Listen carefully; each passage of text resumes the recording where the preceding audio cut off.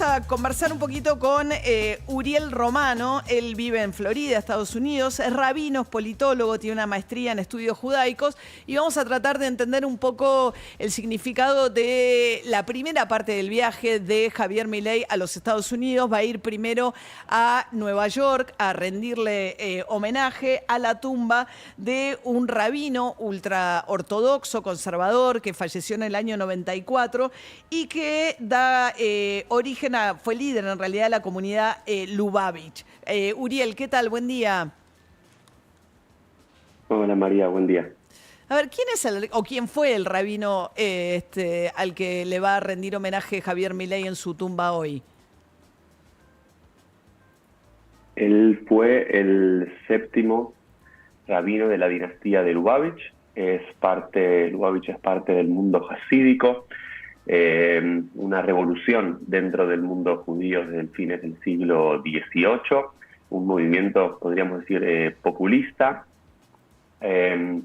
teniendo más énfasis en el pueblo, en la práctica religiosa, sacándole lugar un poco al estudio y al élite rabínica en ese momento. Y Lubavitch es una de las tantas ramas que nacen en Europa del Este, y luego hay decenas y cientos de grupos hasídicos, la mayoría de ellos arrasados por la Shoah, por el Holocausto, y muchos de ellos, algunos de ellos, los que pudieron sobrevivir, principalmente lo hicieron cuando sus líderes, sus rebes, que no son simplemente rabinos. Los rabinos somos normalmente personas que enseñamos, dictaminamos la ley para nuestra comunidad, enseñamos la Torá. El rebe es más una figura de conexión entre el pueblo, entre sus seguidores, sus hasidim, y Dios.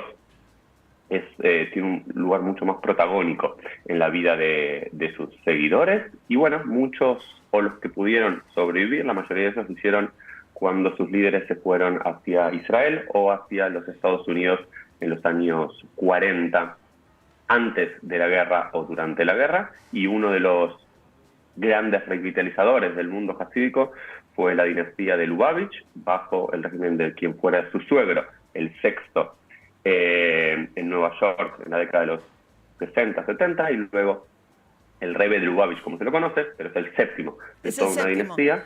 Ahora, como no le eligieron sucesor, tengo entendido, ¿no, Uriel? Y eso significa que tiene como un lugar más de Mesías, o corregime, ¿no? No sé si está bien esa interpretación. No, es una cuestión simplemente técnica. En ese caso él tuvo,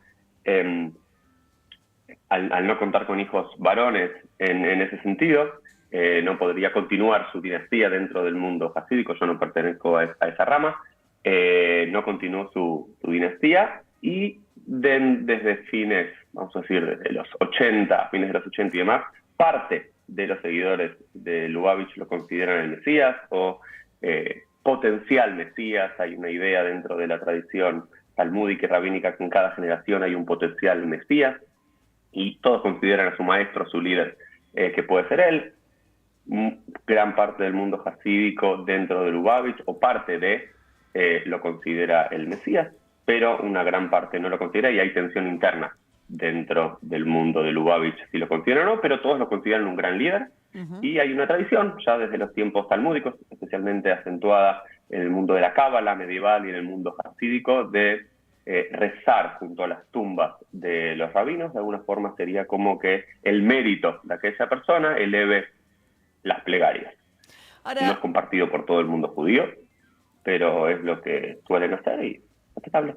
Estamos hablando con Uriel Romano, que tiene una maestría en estudios judaicos, el mismo rabino, para, bueno, entender un poco también, porque lo que, digamos, los ultraortodoxos, que me doy cuenta que tienen todas estas, digamos, que no es una única corriente, por lo que estás contando, Uriel, lo que tienen, uno de los rasgos, me parece, corregime si no, es que no hay mucha división entre la religión y la política, en términos de cómo llevan o se lleva a la práctica la vida de un ultraortodoxo. Yo no sé hasta dónde va a practicar también, digo, Javier Milei, su conversión al judaísmo que está haciendo en el proceso respecto de los Shabbat, la observancia, pero sobre todo la influencia de esa mirada religiosa sobre la política.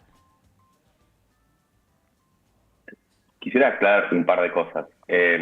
Lo primero, él está estudiando Torá, según él dice, él no está planificando su conversión, él mismo lo dijo en más de oportunidades, él dijo que su práctica política y liderazgo no le va a permitir cumplir los preceptos, de acuerdo con el rabino que está estudiando, por lo cual si él planea convertirse lo hará luego de terminada su presidencia, como él dijo. Lo que sí, que él estudia, y el estudio es siempre bienvenido, si bien el judaísmo nunca fue, o por lo menos los últimos 2200 años, no hubo proselitismo judío, se acepta el estudio de no judíos quien quiere estudiar más y aprender más sobre las tradiciones.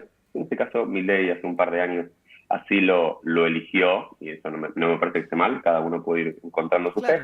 Lo que sí, el mundo antiguo y no existía la separación entre lo político y lo religioso, ¿no? Es una invención de la modernidad. Claro, el Estado laico, secular. Sí, pero más aún, que es en el Talmud, un gran código civil y religioso judío, incluso la Torá, los primeros 5 libros de la Biblia hebrea, es muy difícil de dictaminar qué es religioso y qué es secular, qué regla atañe al mundo de lo religioso y qué regla atañe al mundo de lo civil.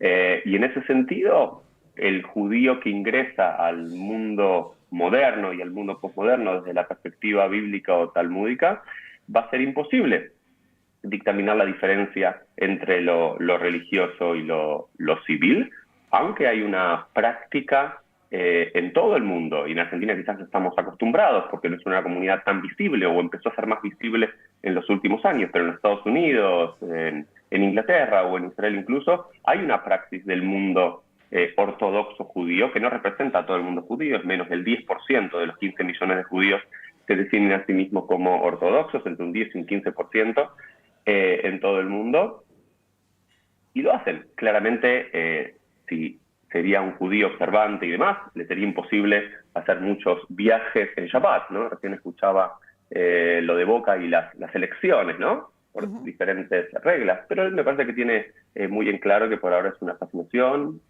cultural, religiosa, una atracción, pero no así que desea convertirse hasta que después pueda hacerlo del todo, ¿no? Estamos charlando con el rabino Uriel Romano, él es politólogo también. Y Uriel, te hago una pregunta quizás con una simplificación de brocha gorda que me vas a saber disculpar si es que corresponde, que es la siguiente. Digamos, la causa judía, o la causa de Israel en realidad, siempre estuvo más asociada, o durante un tiempo estuvo mucho más asociada a los movimientos de izquierda, ¿no? Y de hecho, digo, pero últimamente esto ha ido girando, quizás también con el crecimiento y la mayor injerencia de los ortodoxos en la política de Israel, a una causa en la que se está convirtiendo. El otro día leía una nota en el New York Times que decía que, por ejemplo, el Partido Demócrata siempre tuvo mucho apoyo de la colectividad judía, muy asociada a causas más progresistas, y que la postura que está tomando ahora el gobierno de Estados Unidos, cuando pide la tregua y demás, está generando un gran descontento del votante demócrata judío, con la posición del gobierno norteamericano, y que en cambio el que tomó una causa mucho más pro-Israel es una cadena mucho más de derecha como la cadena Fox, y que de alguna manera estas fuerzas de la ultraderecha ahora parecen mucho más alineadas con la causa de Israel. Hay un famoso libro que seguramente habrás leído de Enzo Traverso que analiza el tema y que habla de esta migración de los judíos hacia la derecha. Me parece que es una, como decís, a la brocha gorda, es una súper simplificación.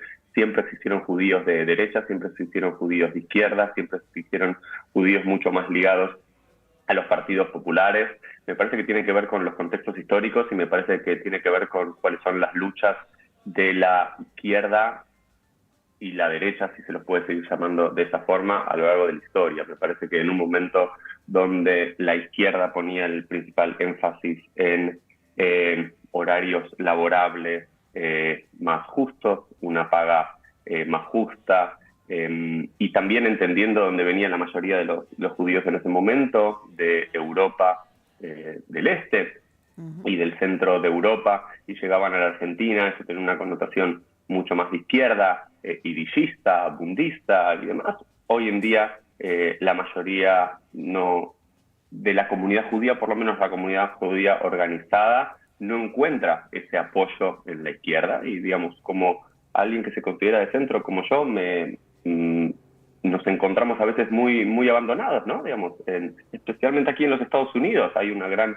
autocrítica dentro de la comunidad judía, donde gran parte de los judíos, vamos a decir, conservadores, reformistas, otras ramas del judaísmo que no es la ortodoxa, siempre apoyaron las causas de la comunidad afroamericana aquí, o la comunidad LGBTQ aquí en los Estados Unidos, y luego con todo el tema de Israel, inmediatamente, desde el 7 de octubre, no se encontró el apoyo, por lo cual, como todo grupo humano, como toda comunidad, va buscando las alianzas que siente que lo protegen más y que va a sus intereses. Pero me parece que algo que siempre caracterizó a la comunidad judía es la diversidad, y la diversidad es buena, digamos, y el antisemita culpa al judío de ser el inventor del comunismo, pero también del capitalismo. Entonces, Sí.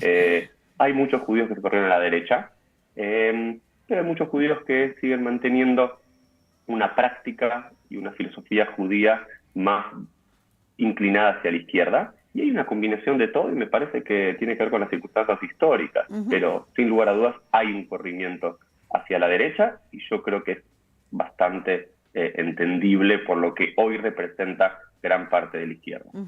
Uriel Romano, desde Florida, Estados Unidos, es rabino, es politólogo. Muchísimas gracias, Uriel. Muchas gracias, María. Hasta Chao. luego. Bueno, ahí tratando de entender un poco, ¿no?, el significado de esta visita de Javier Milei, que en su primera escala en Estados Unidos, el presidente electo le va a ir a rendir homenaje a un rabino Lubavitch en el cementerio, y después sigue viaje a Washington, donde tendrá reuniones con funcionarios, no de alto, porque se organizó todo medio de un momento para otro, ¿no?, pero funcionarios, ya va a tomar contacto con el Departamento de Estado y el Fondo Monetario. Y el Fondo Monetario Internacional, ¿no? Sí, sí, por eso también viaja con Toto Caputo, que hasta ahora parece que va a ser el ministro de Economía, pero no queda claro, digo, cómo va a ser ese rol, teniendo en cuenta que habla de finanzas, básicamente, y es el hombre encargado de resolver la parte financiera, no económica, del próximo gobierno. Bien, bueno, mientras tanto, Javier Milei ayer dijo algo que me llamó la atención en el reportaje.